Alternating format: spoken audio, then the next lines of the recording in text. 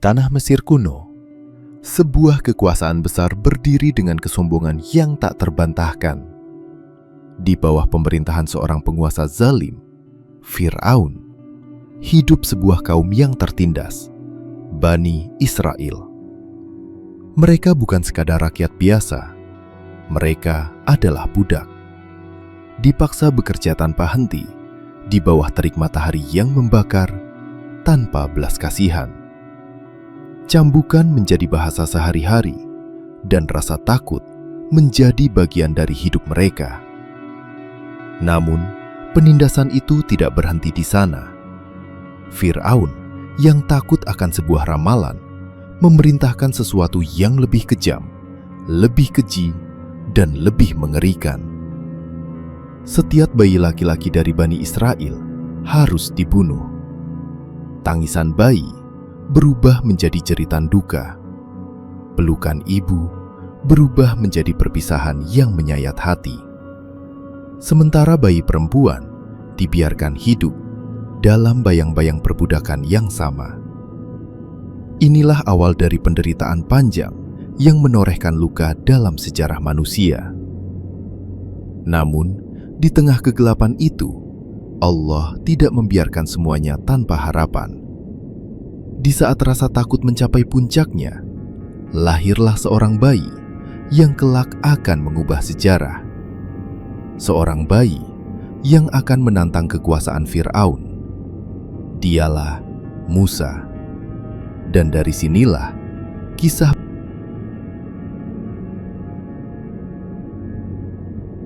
di tengah bayang-bayang kematian, di bawah ancaman perintah kejam Fir'aun, lahirlah seorang bayi yang kelak akan mengguncang kekuasaan Mesir. Dialah Musa. Sejak detik pertama kehidupannya, nyawanya telah menjadi taruhan. Ibunya hidup dalam ketakutan karena setiap bayi laki-laki adalah target pembunuhan. Namun, di saat hati diliputi kecemasan, datanglah sebuah ilham dari Allah. Sebuah perintah yang tidak biasa, namun penuh makna. Susuilah dia, dan jika engkau khawatir, maka hanyutkanlah ia ke sungai. Sebuah ujian keimanan yang begitu berat bagi seorang ibu.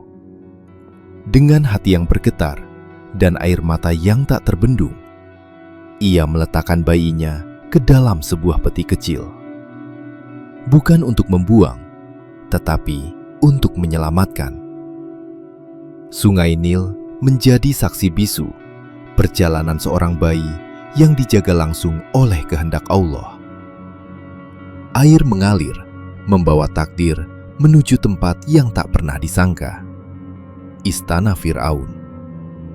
Di tempat itulah, bayi yang seharusnya dibunuh, justru ditemukan dan dipelihara oleh tangan orang yang berada di dalam istana, yang hatinya dilembutkan oleh Allah.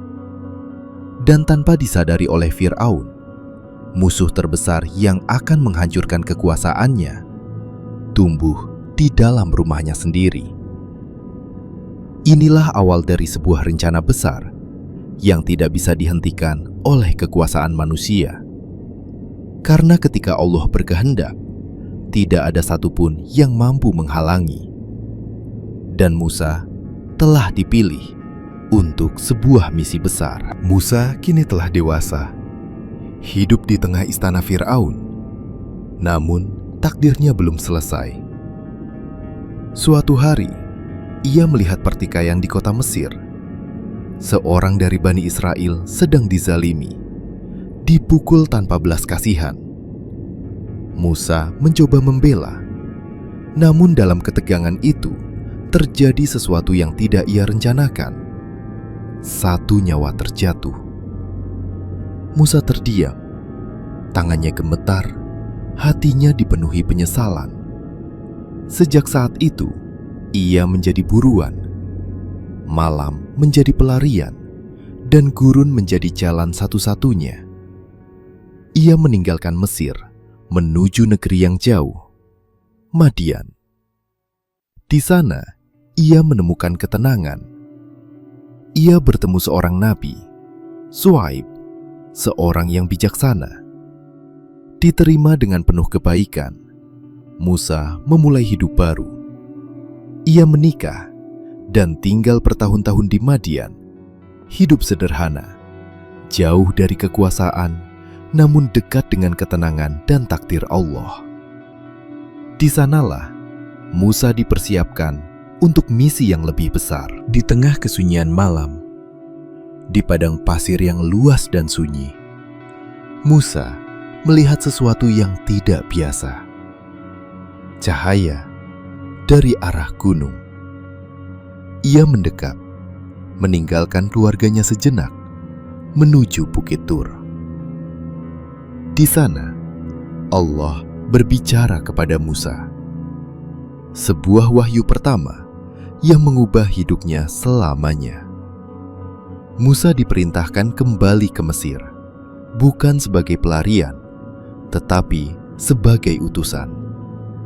Dan sebagai tanda, Allah memberinya mukjizat. Tongkat di tangannya yang kelak akan menjadi tanda kekuasaan. Dan tangannya yang dapat bercahaya sebagai bukti kebenaran risalahnya. Musa tidak lagi sama. Ia bukan sekadar seorang penggembala atau pelarian dari Mesir. Ia kini adalah seorang nabi yang diutus menghadapi Fir'aun dan membebaskan Bani Israel. Dan dari sinilah perjalanan besar itu benar-benar dimulai.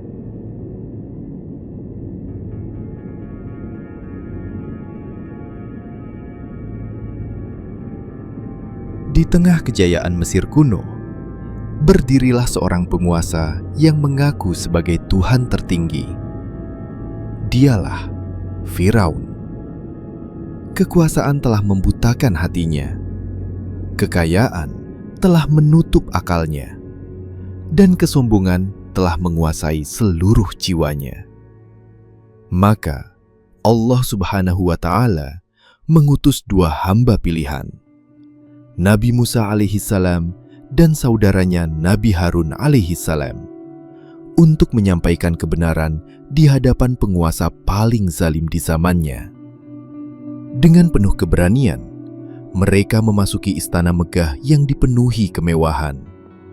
Bukan untuk tunduk, tetapi untuk menyeru, "Wahai Firaun, sembahlah Allah yang Maha Esa, Tuhan seluruh alam." Seruan itu menggema, menembus dinding istana, namun tidak menembus hati yang telah mengeras. Fir'aun tidak melihat kebenaran.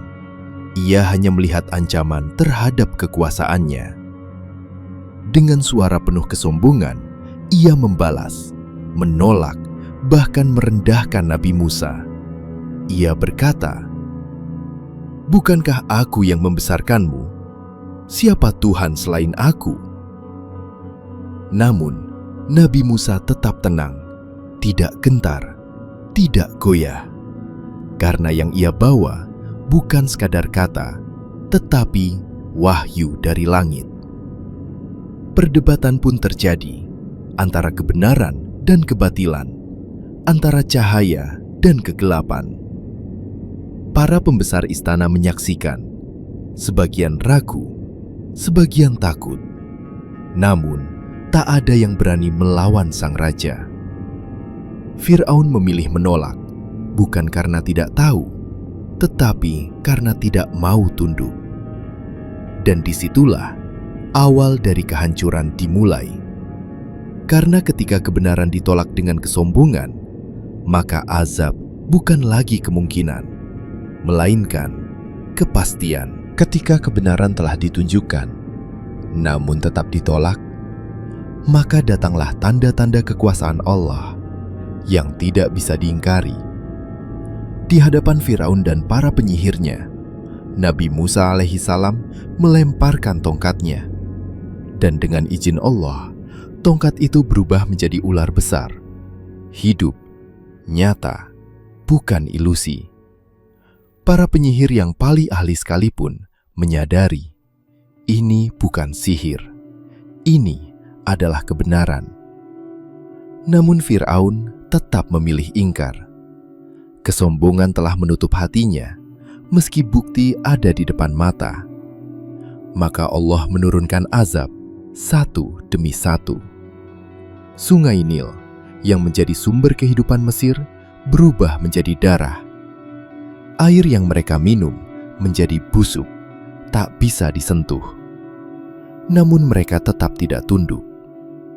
Lalu datanglah belalang dalam jumlah tak terhitung, menghancurkan ladang, memakan seluruh hasil bumi.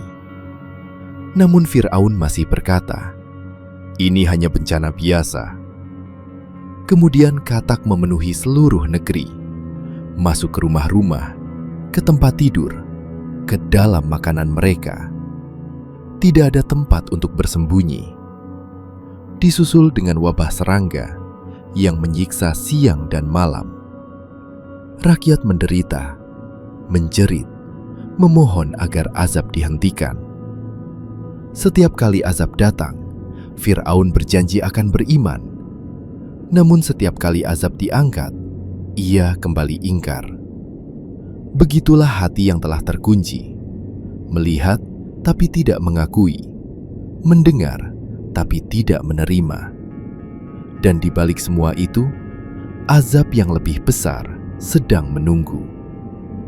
Karena ketika manusia menolak kebenaran berulang kali, maka kehancuran tinggal menunggu waktu. Di malam yang gelap, tanpa suara gemuruh perang, sebuah perjalanan besar dimulai. Atas perintah Allah Subhanahu wa Ta'ala, Nabi Musa alaihissalam memimpin Bani Israel keluar dari Mesir, meninggalkan tanah penindasan, menuju kebebasan yang dijanjikan. Mereka berjalan dalam diam, membawa harapan, namun juga ketakutan. Karena di belakang mereka ada kekuatan besar yang bisa menghancurkan segalanya. Dan benar saja, ketika Fir'aun mengetahui mereka pergi, amarahnya meledak. Baginya, ini bukan sekedar pelarian, ini adalah pembangkangan. Dengan pasukan besar, kuda-kuda perang, dan senjata lengkap, ia mengejar. Mengejar dengan satu tujuan, menghancurkan Musa dan seluruh pengikutnya. Perjalanan panjang itu akhirnya membawa Bani Israel ke sebuah titik yang tampak mustahil. Di hadapan mereka terbentang Laut Merah, luas, dalam, tak terlintasi. Dan di belakang mereka, pasukan Fir'aun semakin dekat. Ketakutan mencapai puncaknya. Sebagian berkata, "Kita pasti akan tertangkap." Harapan mulai runtuh. Namun di tengah kepanikan itu, Nabi Musa tetap berdiri teguh. Dengan keyakinan penuh, ia berkata, "Sekali-kali tidak, sesungguhnya Tuhanku bersamaku. Dia akan memberi petunjuk." Kata-kata itu bukan sekedar penghiburan, tetapi keyakinan yang lahir dari iman yang sempurna. Dan di saat itulah, sejarah akan berubah. Bukan karena kekuatan manusia, tetapi karena pertolongan dari langit. Dan laut yang tenang di hadapan mereka akan menjadi saksi dari salah satu mukjizat terbesar sepanjang zaman. Di saat harapan hampir hilang dan jalan di depan tampak mustahil, pertolongan Allah datang dengan cara yang tak terbayangkan. Atas perintahnya, Nabi Musa alaihissalam mengangkat tongkatnya dan menghentakkannya ke laut. Maka terjadilah sebuah mukjizat yang mengguncang sejarah. Laut terbelah, air terangkat tinggi, membentuk dinding raksasa di kanan dan kiri, dan di tengahnya terbuka jalan kering. Bukan ilusi, bukan sihir, tetapi kekuasaan Allah yang maha segalanya. Bani Israel melangkah dengan rasa takut namun juga iman. Mereka berjalan di antara lautan, diselamatkan oleh pertolongan yang nyata. Namun di sisi lain, Fir'aun masih belum sadar. Kesombongan telah membutakannya. Ia melihat jalan itu bukan sebagai tanda kekuasaan Allah, tetapi sebagai peluang untuk mengejar. Maka ia dan pasukannya masuk tanpa rasa takut, tanpa iman, tanpa menyadari bahwa mereka sedang menuju kehancuran. Ketika Bani Israel telah selamat dan kaki mereka menginjak daratan, perintah Allah kembali terjadi. Laut yang terbelah kembali menyatu. Gelombang besar menutup, menghantam, menelan, dan mengakhiri semuanya. Fir'aun yang pernah mengaku sebagai Tuhan, kini tak berdaya, tenggelam bersama kesombongannya. Dan pada saat terakhirnya, ia baru mengakui kebenaran. Namun penyesalan yang datang terlambat tidak lagi berarti. Peristiwa ini bukan sekedar kisah, tetapi pelajaran besar bahwa kebenaran akan selalu menang dan kesombongan selalu berakhir dengan kehancuran.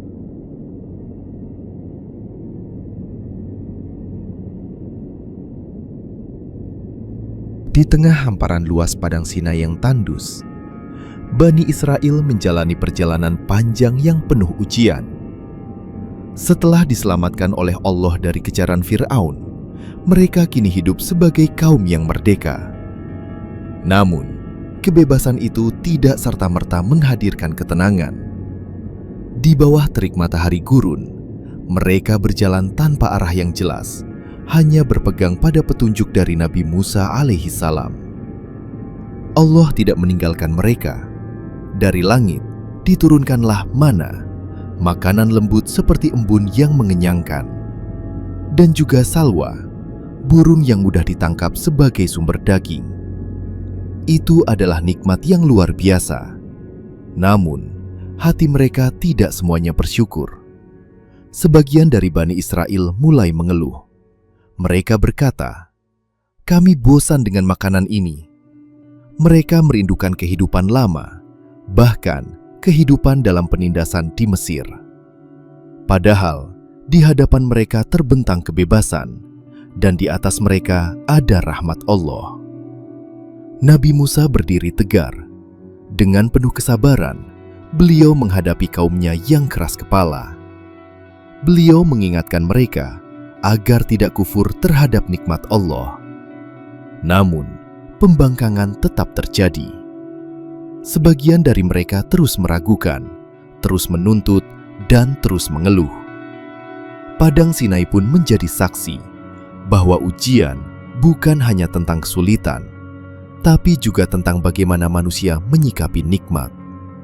Dan di antara panasnya gurun serta kerasnya hati manusia, cahaya petunjuk tetap bersinar melalui seorang nabi yang tidak pernah lelah membimbing kaumnya menuju kebenaran. Setelah perjalanan panjang di padang Sinai, datanglah satu perintah besar dari Allah. Nabi Musa alaihi salam dipanggil untuk naik ke Gunung Tur.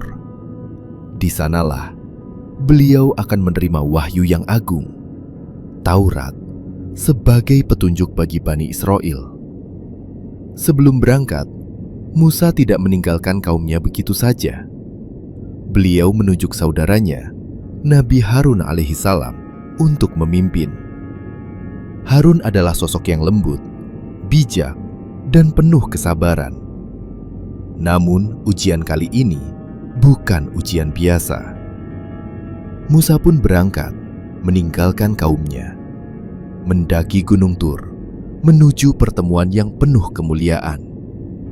Hari demi hari berlalu, 1 hari, 2 hari, hingga mencapai 40 hari.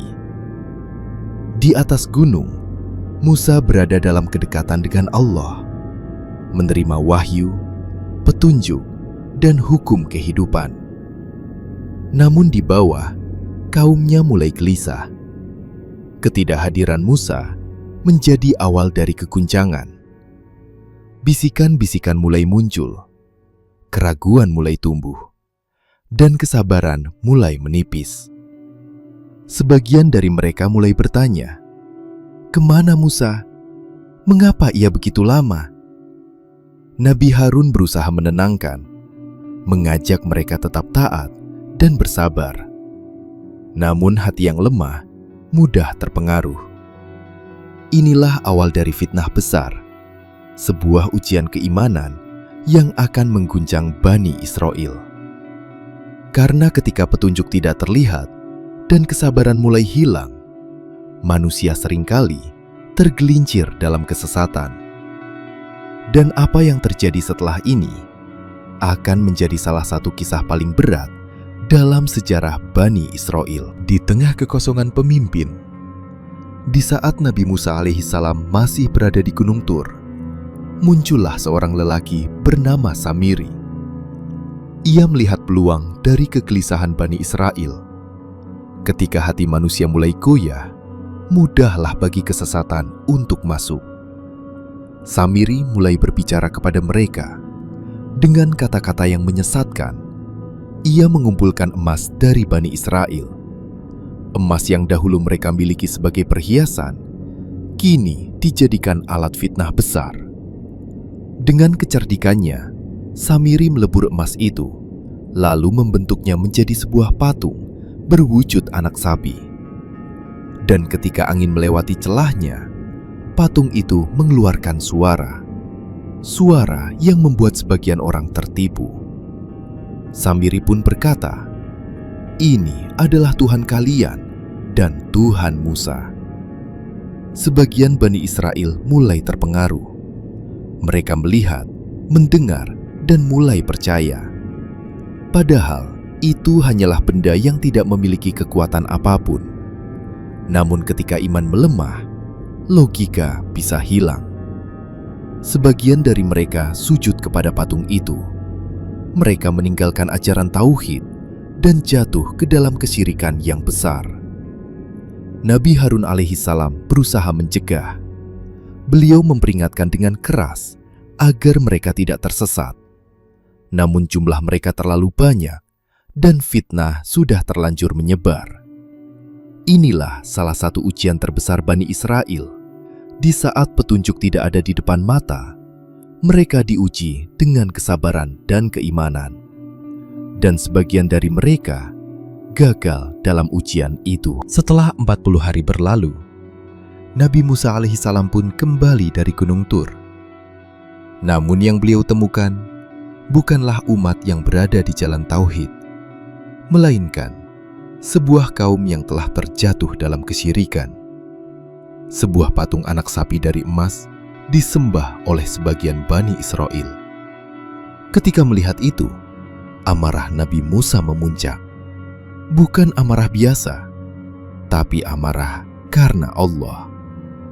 Beliau sangat kecewa, sangat sedih melihat kaumnya kembali kepada kesesatan. Lalu beliau mendatangi saudaranya, Nabi Harun alaihissalam. Dengan tegas beliau bertanya, "Mengapa ini bisa terjadi?" Namun Harun menjelaskan dengan penuh kesabaran bahwa ia sudah berusaha mencegah, tetapi kaum itu hampir membunuhnya jika ia terlalu keras. Nabi Musa pun memahami situasi itu, meski hatinya tetap berat. Kemudian beliau mencari pelaku utama, Samiri, lelaki yang menyesatkan mereka. Ketika dihadapkan, Samiri tidak lagi memiliki kekuatan. Semua kebohongannya terbongkar. Musa menjatuhkan keputusan dari Allah. Samiri diasingkan. Ia tidak lagi menjadi bagian dari kaum itu. Ia hidup terpisah, terbuang dalam kesendirian. Sementara itu, Bani Israel menyadari kesalahan besar mereka. Rasa takut dan penyesalan memenuhi hati mereka. Mereka diperintahkan untuk bertaubat kepada Allah. Dengan taubat yang sungguh-sungguh, menyesali apa yang telah mereka lakukan. Karena hanya dengan taubat, rahmat Allah bisa kembali turun. Dan dari peristiwa itu, Bani Israel belajar satu hal penting, bahwa iman harus dijaga, dan fitnah bisa menghancurkan sebuah umat jika hati mereka lemah.